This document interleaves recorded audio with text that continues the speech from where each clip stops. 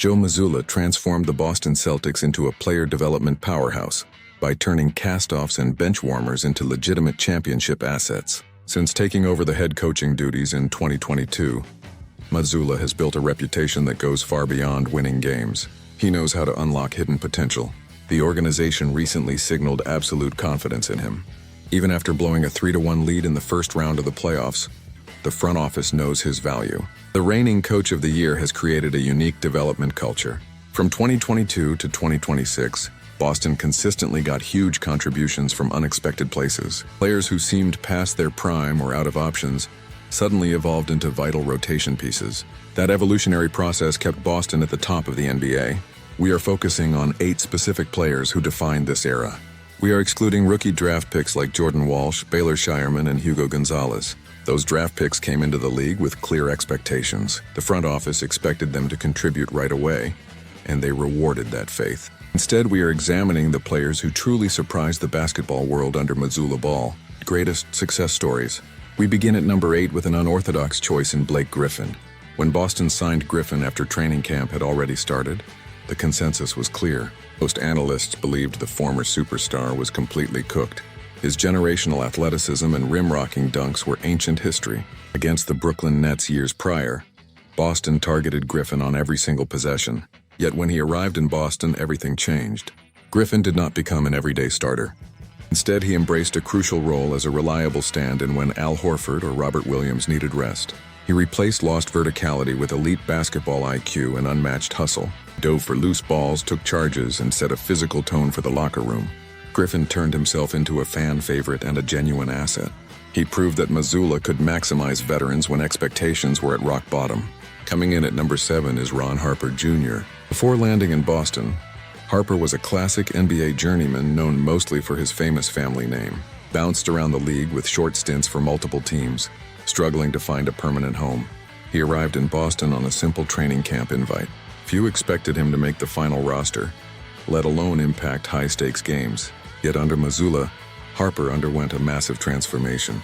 He evolved from a training camp long shot into Boston's primary perimeter defender against elite scorers like Kevin Durant. His athleticism and two-way play earned him a full-time spot on the team. The Celtics took a player that the rest of the league ignored and turned him into a long-term keeper. There is a solid chance Harper will rank much higher on this list as he continues his development over the next 4 years.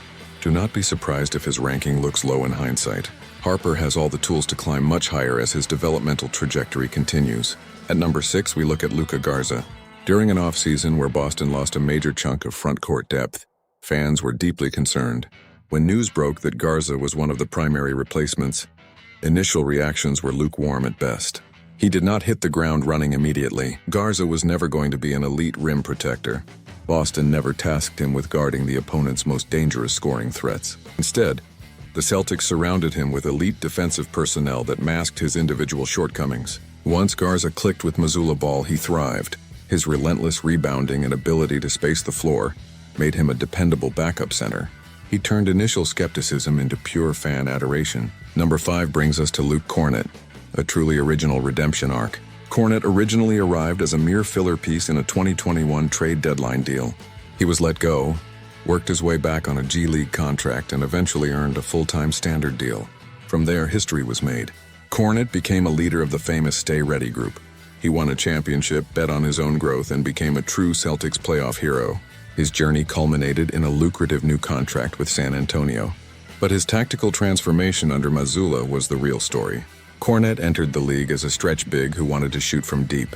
Mazzulla completely flipped that blueprint on its head. Mazzulla recognized that Kornet needed to utilize his massive frame inside the paint, rather than drifting around the three-point arc. Tactical adjustment unlocked his impact. Kornet even popularized the famous Kornet contest, jumping high with extended arms from afar to block vision. While he gained initial experience under Brad Stevens and Ime Udoka, Mazzulla truly allowed Kornet to flourish into an indispensable playoff asset. Taking the 4th spot is Neemias Queta. Queta gets the nod over Kornet because he was handed far greater responsibility during his time in Boston. Incredible to remember that Queta was acquired from the scrap heap. Sacramento let him go simply to clear roster room for JaVale McGee. Boston scooped him up and placed him directly into the Stay Ready group. Slowly but surely, the coaching staff increased his workload. There were plenty of growing pains along the way. It was forced to mature faster than expected as injuries hit the front court roster. Mazzulla ball demands discipline, and the results do not always appear overnight. But Keita persevered through every single obstacle. He went from a luxury deep on the bench to the starting center for the foreseeable future. His ascension occurred largely without Jayson Tatum on the floor. Now that Keita gets to pair alongside a healthy Tatum, his potential impact is set to explode even further in the coming seasons. At number 3, we have Sam Hauser. Keita may eventually challenge for higher positioning, but Hauser delivered something Boston lacked for years. He transformed from an undrafted free agent into an elite, indispensable rotation piece. When Danilo Gallinari suffered an injury in 2022, Hauser stepped up. No one knew what to expect from the unheralded forward. For years, Boston drafted defensive specialists hoping they would develop a jump shot.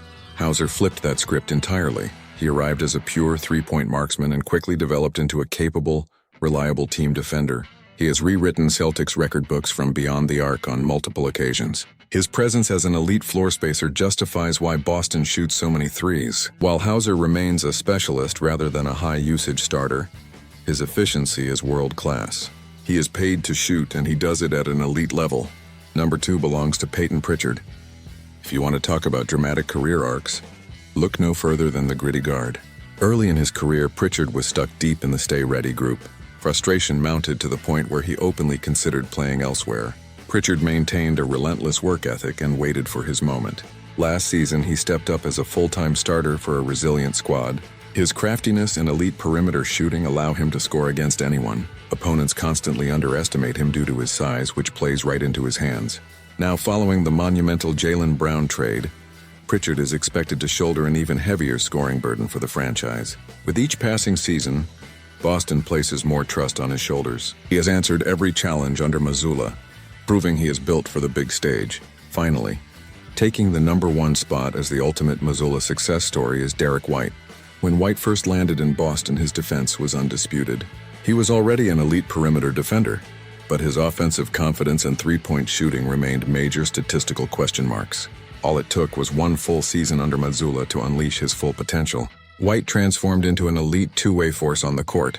He was clearly miscast during his time in San Antonio and needed the right environment to flourish. Mazzulla provided the perfect tactical structure.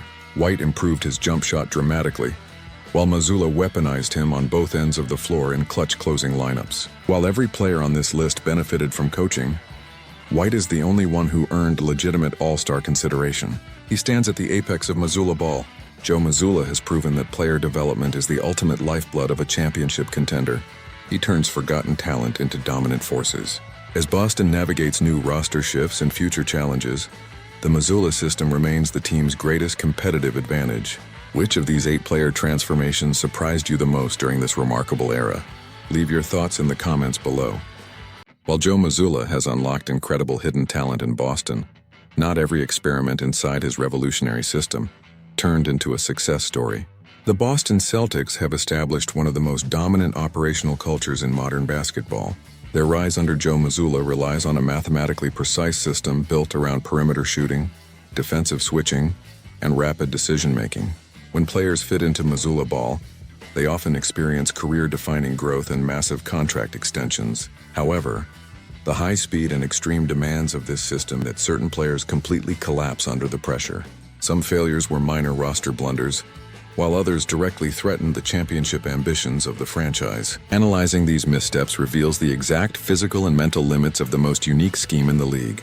We begin at number 4 with Chris Boucher, a player who seemed like an ideal candidate on paper. Boston brought in Boucher.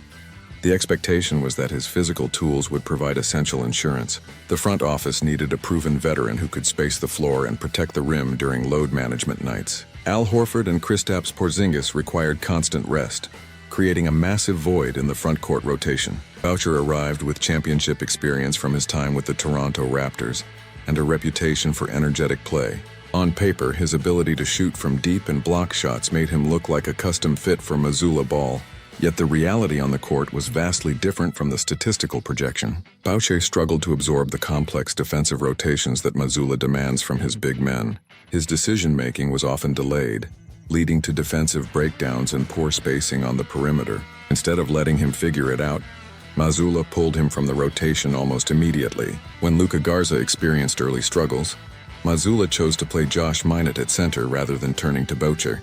That strategic decision signaled a total loss of faith in Boucher from the coaching staff. Quickly became an afterthought on the bench before quietly fading out of the team's long-term plans. While his failure did not derail the season, it highlighted how unforgiving the system is for players who hesitate. Moving to number 3, we look at Jaden Springer, a project that generated immense excitement among draft analysts. Springer arrived in Boston with a reputation as an elite perimeter defender with explosive physical traits. The plan was simple and logical on the surface. He would develop under the daily mentorship of premier guards like Drew Holiday and Derek White. Springer could absorb their defensive wisdom while refining his raw offensive game. Boston would possess a terrifying weapon. He showed occasional flashes of brilliance, utilizing his strength to disrupt opposing ball handlers. However, those bright spots were far too rare to justify a permanent spot in the primary rotation. The lack of a reliable jump shot completely crippled the spacing requirements of Mazzulla ball.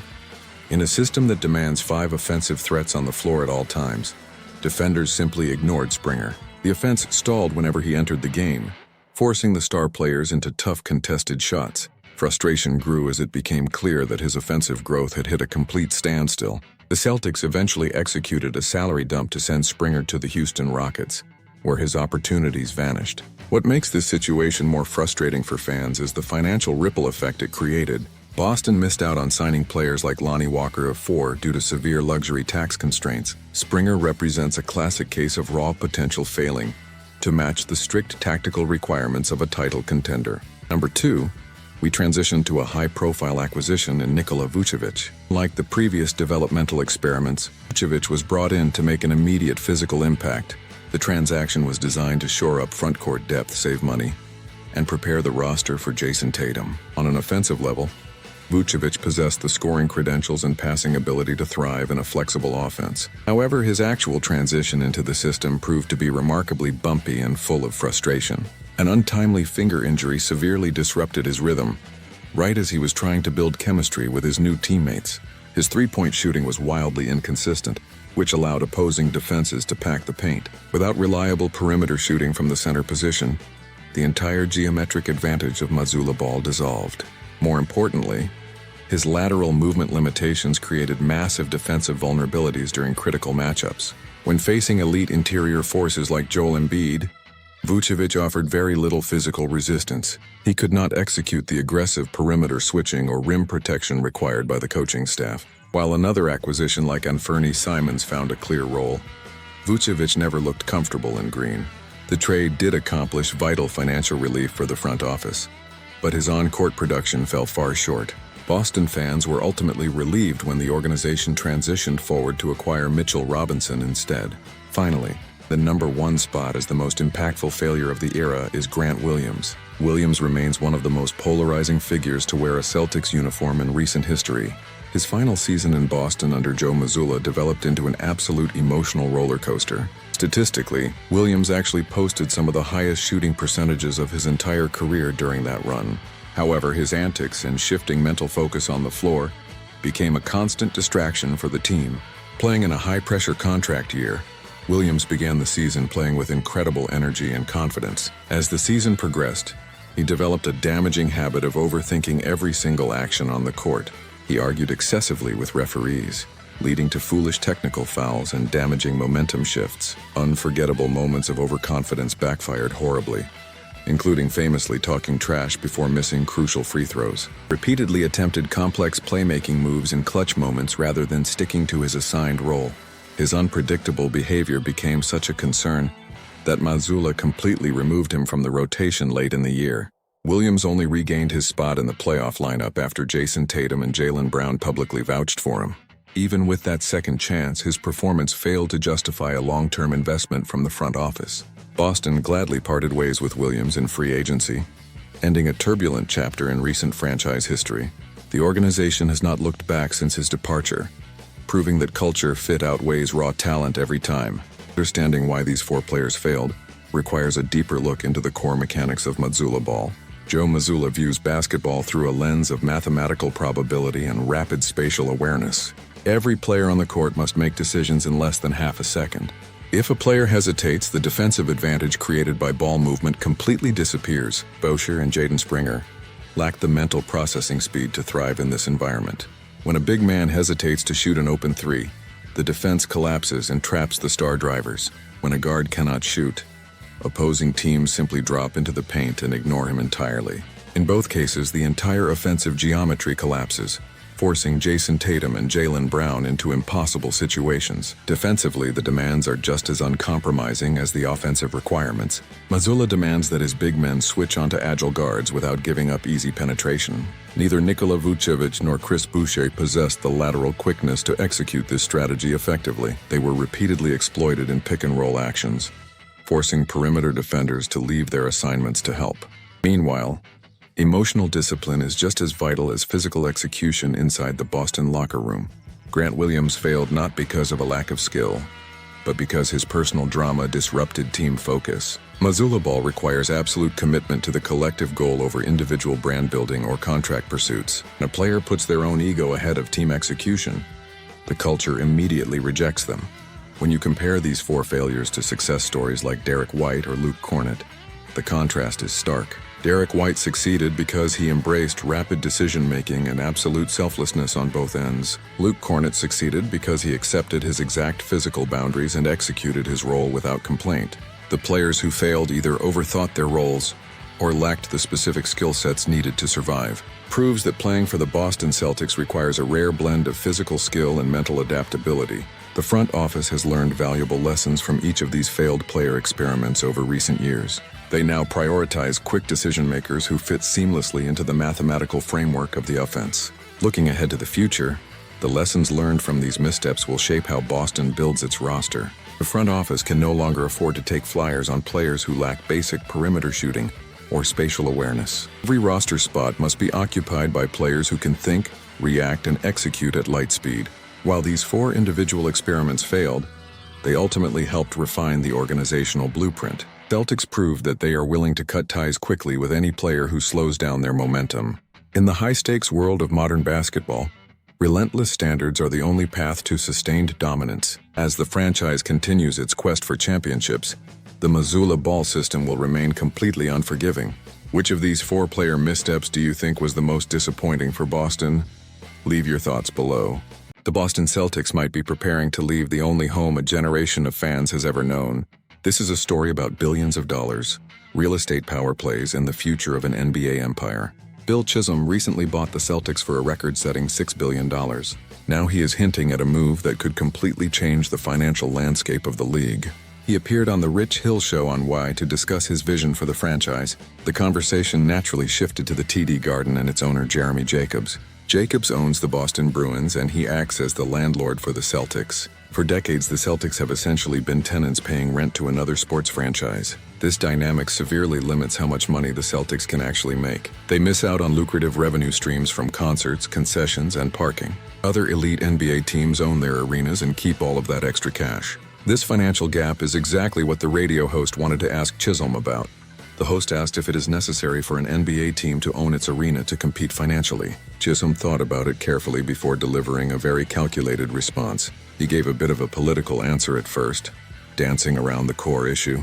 He eventually said no, claiming that owning the building is not an absolute requirement.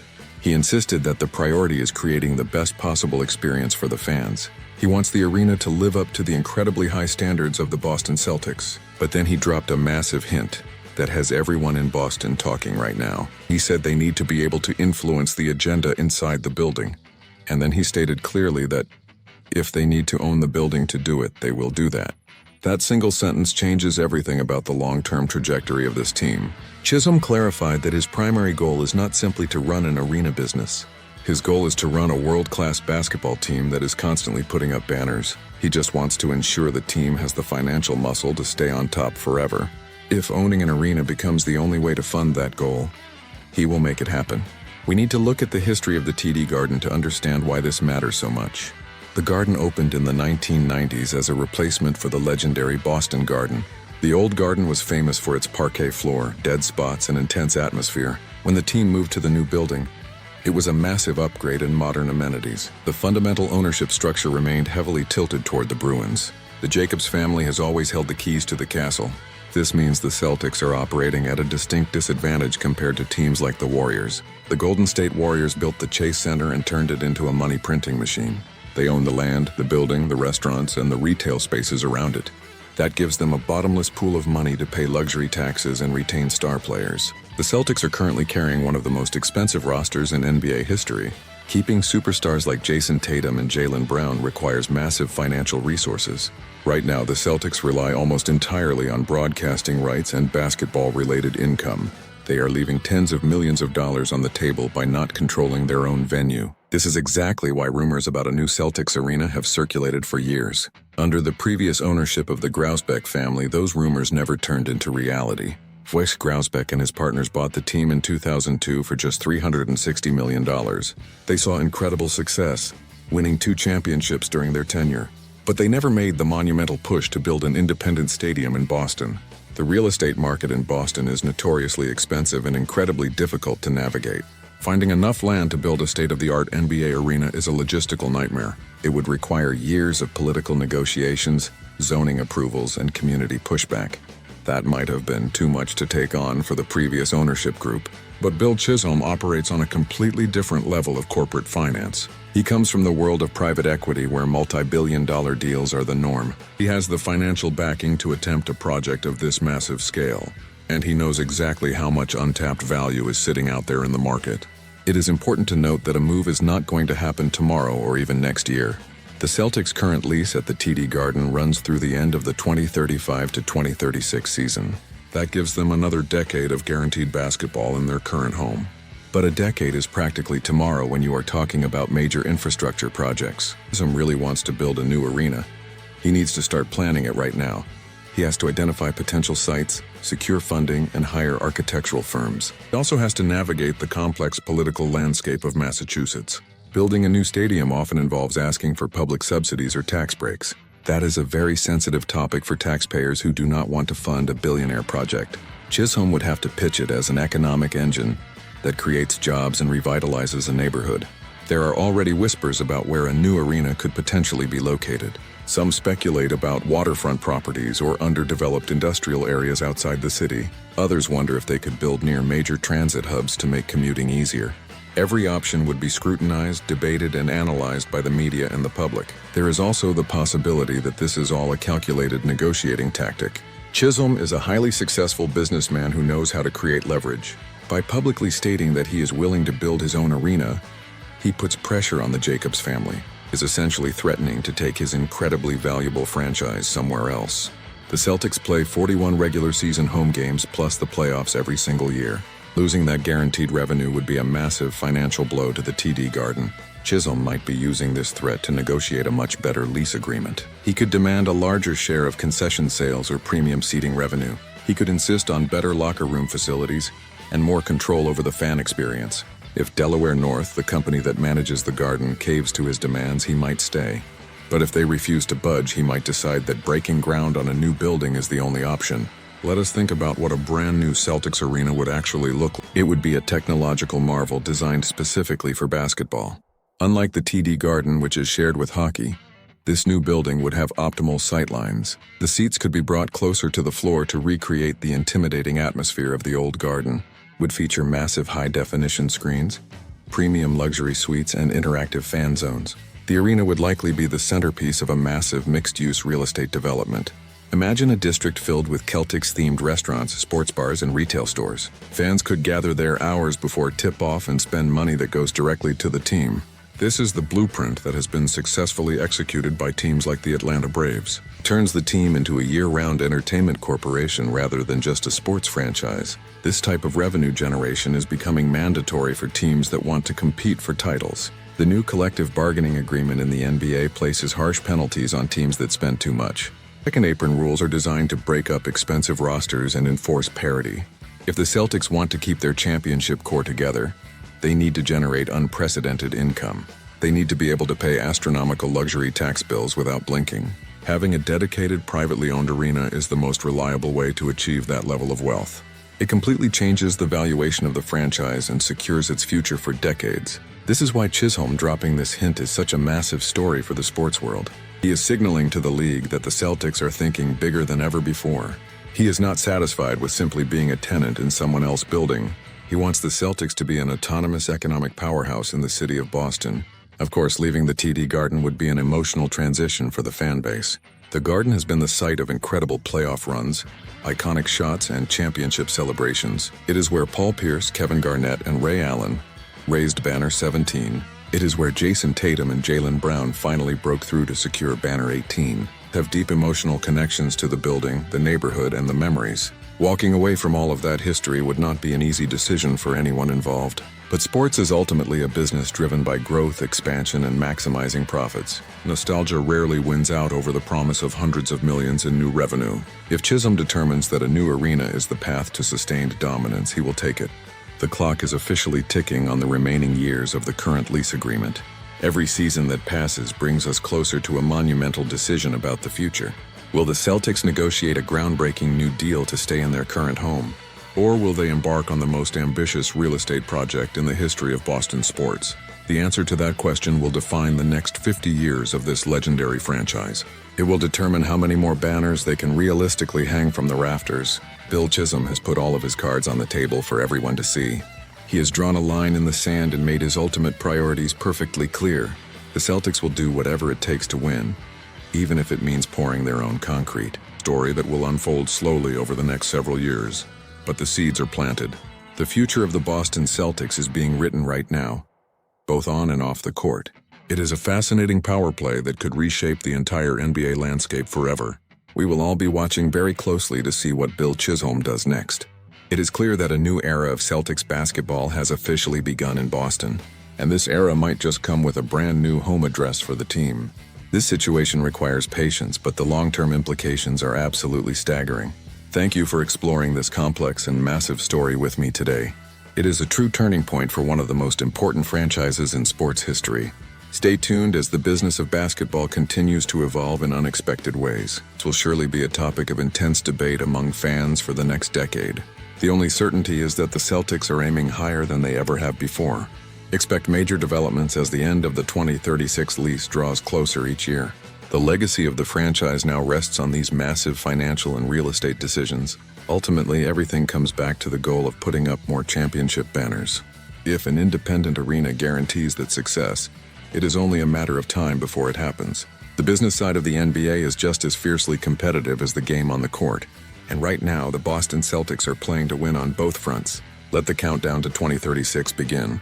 The Boston Celtics are facing a bizarre basketball reality. As they prepare for the new season, they built a roster that is objectively more talented than last year, yet they will almost certainly win fewer games. This contradiction defines the next chapter of an era that is completely reshaping the franchise. For the first time in years, Jayson Tatum must operate as the undisputed sole leader of the team. Jaylen Brown has moved on to a rival Eastern Conference contender after leading Boston through a gritty campaign. Now the weight of the entire organization sits directly on the shoulders of Tatum. Tatum proved his incredible resilience when he returned from a devastating Achilles injury last March. He suited up for 22 games late in the season, while still regaining full strength in his recovering leg. Despite playing with a noticeable strength deficit, Tatum showed clear flashes of his first-team All-NBA form. Those 22 appearances gave him the mental peace of mind he needed heading into the summer. He spent the entire offseason building on that foundation without any rehabilitation setbacks. Tatum now enters the prime of his career with something massive to prove to the entire basketball world. He wants to show everyone that he can elevate an entire franchise to the highest mountaintop completely on his own. The motivation driving him this season is stronger than at any other point in his professional career. He is operating under a head coach who possesses the most impressive regular season record in league history.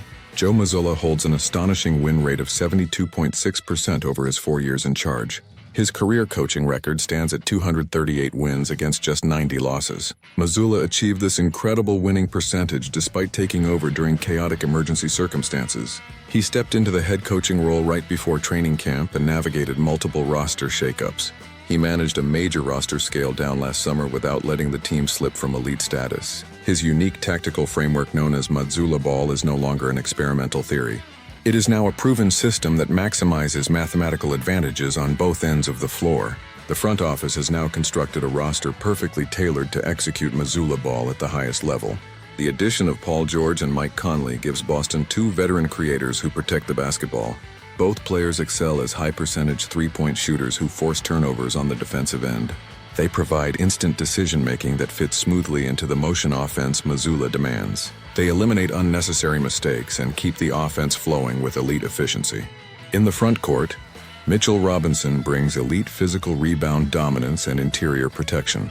While Neemias Queta remains set as the starting center, Robinson gives Boston an overwhelming physical rotation.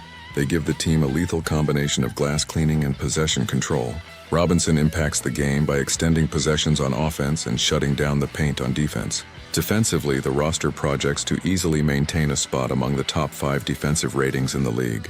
Derek White continues to anchor the perimeter after earning a spot on the all-defensive first team. His defensive instincts prompted rival coaches to publicly rank White among the top 5 players in the entire league. Peyton Pritchard is primed to take another major leap as his offensive responsibilities expand significantly. He has earned the trust of the coaching staff through relentless work ethic and elite perimeter shooting. The organization is also seeing rapid development across its core group of young wing players. Hugo Gonzalez shows signs of expanding his dynamic athletic potential into impact rotational minutes. Jordan Walsh spent his summer focused on a massive offensive evolution to complement his defensive energy. Baylor Shireman completely transformed his physique to handle the physical demands of rotation minutes. Ron Harper Jr. earned a multi-year contract extension after dedicating his entire summer to honing his craft. He spent endless hours inside the Auerbach Center refining his game to fit the team culture. Tatum is now surrounded by the exact ecosystem necessary for a superstar to thrive completely. He has reliable kickout shooters, dynamic lob threats, and relentless partners for two-person actions. The team possesses endless options to extend possessions and punish defensive breakdowns. Despite all this talent, matching last season's 56 wins will be an uphill battle.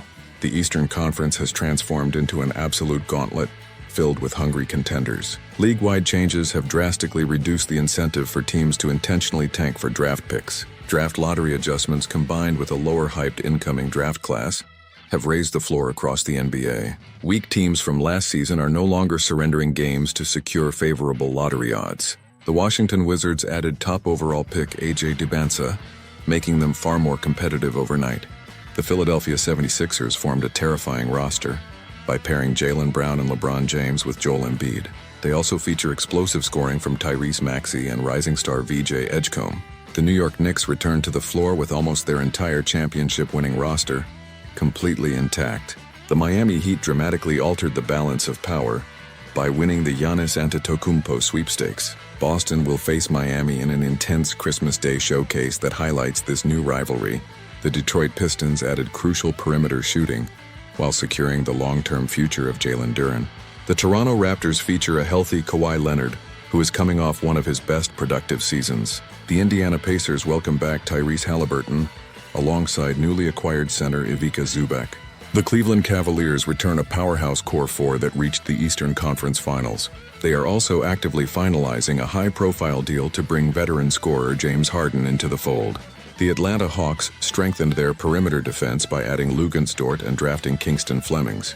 The Charlotte Hornets reshaped their identity by swapping LaMelo Ball for big man Naz Reid. They handed the keys of their offense to dynamic young scorers Brandon Miller and Con Knoepel. The Orlando Magic appointed Sean Sweeney as head coach to unleash Paolo Banchero and Franz Wagner. Every single night in the Eastern Conference will feel like a high-stakes playoff environment. There are simply no easy nights on the schedule for Boston or any other contender. This brutal schedule means the final win total will not accurately reflect the quality of the team. A 50-win team in this environment might actually be superior to a 60-win team from previous years. Boston is choosing to prioritize peak tactical execution and health over chasing regular season win totals. Mazzulla understands that surviving the Eastern Conference requires deep rotation management and strategic balance. If Tatum can elevate his play to an MVP level without Jaylen Brown, the Celtics remain terrifying. His ability to orchestrate the offense while drawing double teams will dictate Boston's overall ceiling. If Mitchell Robinson stays healthy, Boston will possess the most physical front-court rotation in basketball. The synergy between Tatum and his veteran supporting cast could unlock an even higher efficiency rating. Paul George and Mike Conley provide steady leadership that stabilizes the offense during high-pressure moments. This stabilization prevents the scoring droughts that previously plagued Boston in critical postseason games. The long-term future of the franchise hinges on this precise balance of star power and tactical execution. Boston has built a self-sustaining model that adapts to roster movement without losing its core identity. Mazzulla ball has transformed the Celtics into a resilient machine capable of handling any obstacle. The upcoming season will prove whether a more talented team can thrive through a far more difficult journey. Boston has the historical coach, the surrounding depth, and the motivated superstar to conquer the East. When the playoffs arrive, regular season records will disappear and pure execution will take over. The real question is not how many games Boston will win in the regular season. The real question is whether anyone in the Eastern Conference can stop this fully realized system when it matters most. The Denver Nuggets just handed the NBA a terrifying masterclass on how to destroy a championship dynasty from the inside out. Trading away a rising talent like Peyton Watson was not a choice for Denver. It was a desperate act of financial survival. Denver built a championship roster around Nikola Jokic, but poor contracts forced them into a corner. They had to sacrifice valuable young talent just to clean up their own self-inflicted accounting mess. Meanwhile, in Boston, President of Basketball Operations Brad Stevens was watching the chaos unfold. The Peyton Watson trade is a massive reminder of why Brad Stevens is the absolute best executive in sports. To understand how brilliant Brad Stevens has been, you first have to understand the disaster in Denver. The Nuggets did not want to trade Peyton Watson. Watson was an athletic young defender who represented the future depth of their franchise. But the severe penalties of the new collective bargaining agreement forced their hand. Even after dumping Watson, Denver remains trapped above the dreaded second apron. They will likely have to attach future assets or trade away even more pieces before the trade deadline. How did a championship organization get backed into such a terrifying financial corner? It all comes down to two disastrous decisions that aged like milk on a hot summer day. First, Denver handed Christian Braun a shocking 5-year contract worth $125 million. Braun is a capable starter, but no other franchise in the entire league was offering that kind of money. To make matters worse, his production immediately dropped off right after signing the deal. On top of that, they gave a lucrative multi-year extension to Zeke Naji, barely contributed on the floor, making his contract an anchor on their salary cap. Both Braun and Naji became negative assets almost overnight. If Denver wanted to move either player, they would have to attach precious draft picks just to entice a buyer. That forced them to panic and trade Peyton Watson instead, getting pennies on the dollar. This is the ultimate nightmare for an NBA franchise. Denver possesses Nikola Jokic, one of the most dominant individual forces the game of basketball has ever seen. Should be enjoying an extended era of championship dominance with their generational superstar. Instead, management is actively stripping away depth and cutting payroll just to stay afloat financially. They're actively wasting prime years of Jokic because they handed out unearned money to role players. The harsh reality of the new luxury tax rules means bad decisions will ruin a contender instantly. You can no longer just spend your way out of bad contracts like big market teams used to do.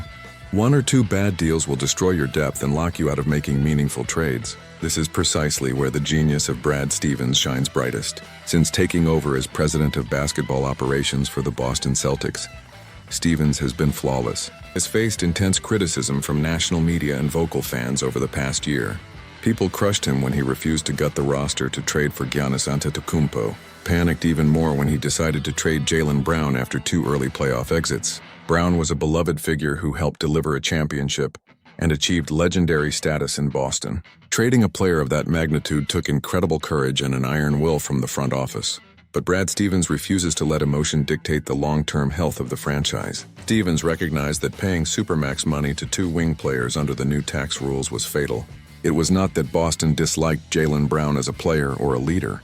It was that committing that much salary cap space to one duo would cripple their ability to field depth. After back-to-back early postseason exits, Stevens knew the status quo was unsustainable. Instead of handing out desperate extensions, he made the cold, hard, calculated business decision. Look closely at every single contract on the Boston Celtics payroll today.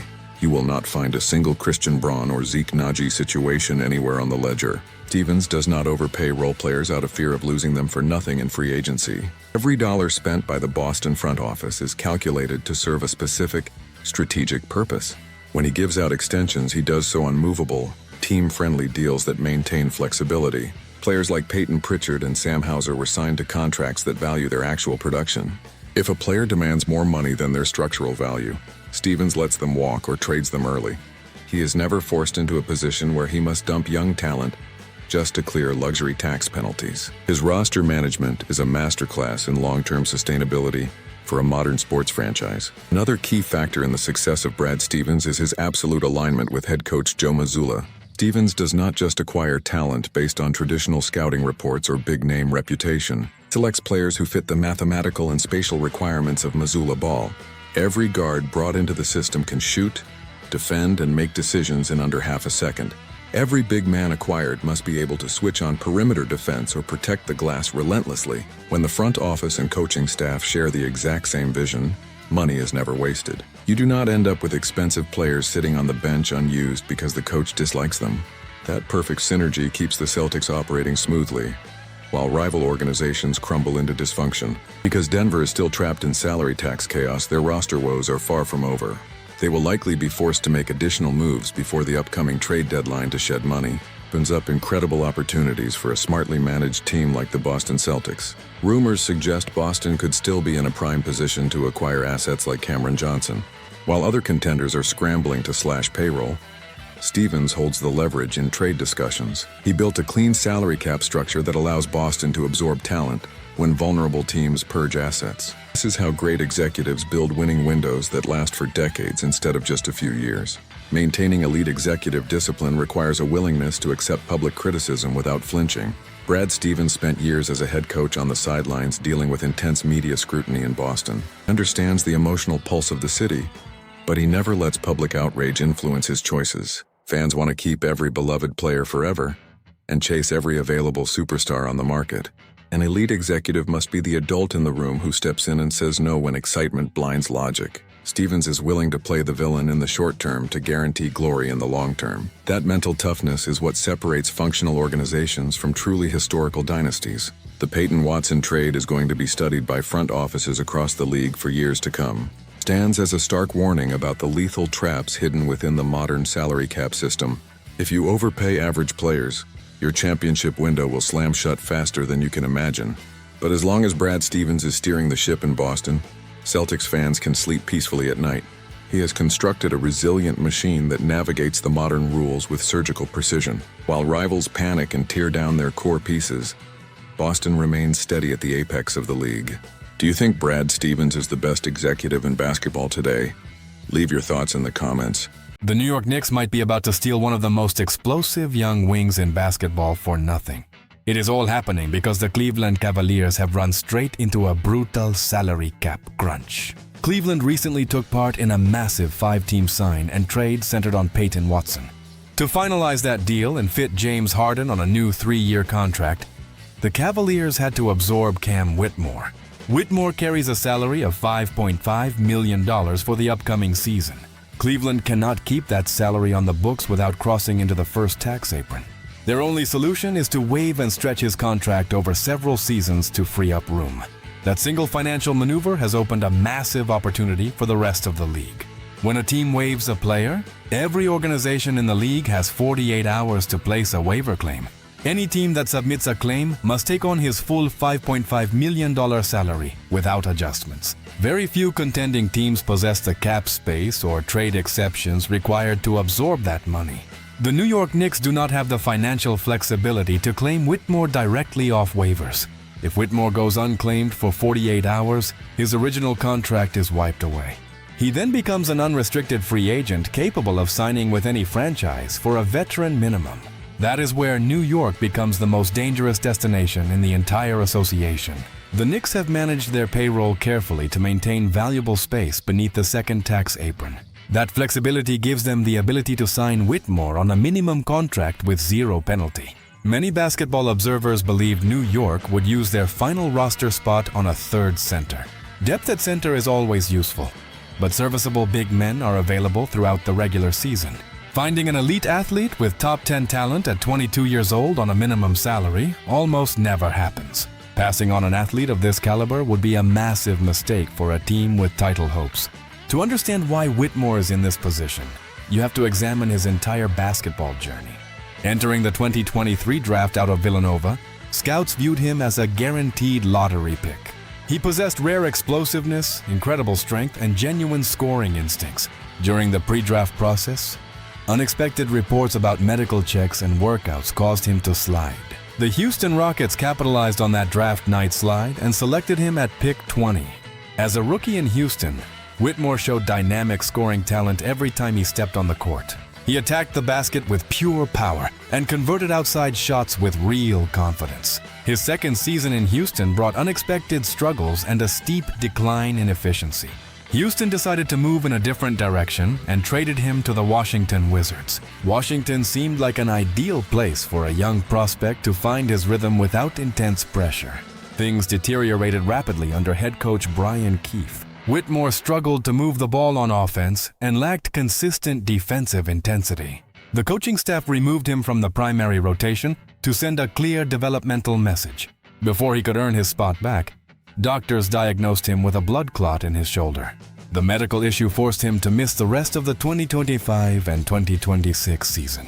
Whitmore has since recovered completely and is fully cleared for basketball activities. Washington decided they could no longer afford to wait for his game to mature. The Wizards are under massive win-now pressure after acquiring Trae Young and Anthony Davis. Washington committed over $212 million to Young on a 4-year extension. They need dependable role players immediately, which led them to trade Whitmore for Tre Mann. Cleveland only took on Whitmore to balance out the 5-team trade framework. Because of the harsh tax penalties in the new collective bargaining agreement, Cleveland must let him walk. This brings everything back to New York, and why this environment is ideal for Whitmore. The Knicks have developed a stellar track record of revitalizing careers over recent years. They brought in Landry Shamet when his market was quiet and turned him into an impactful rotation piece. They integrated Jordan Clarkson seamlessly, channeling his scoring power into winning team basketball. They also drafted Mohamed Diawara at pick 51 and transformed him into a core contributor. New York has built a culture that holds every single player accountable. When you break down Whitmore on court metrics, the upside is breathtaking. He finished in the 90th percentile across the entire league in transition efficiency. When he runs the floor on a fast break, opposing defenders simply cannot keep him away from the rim.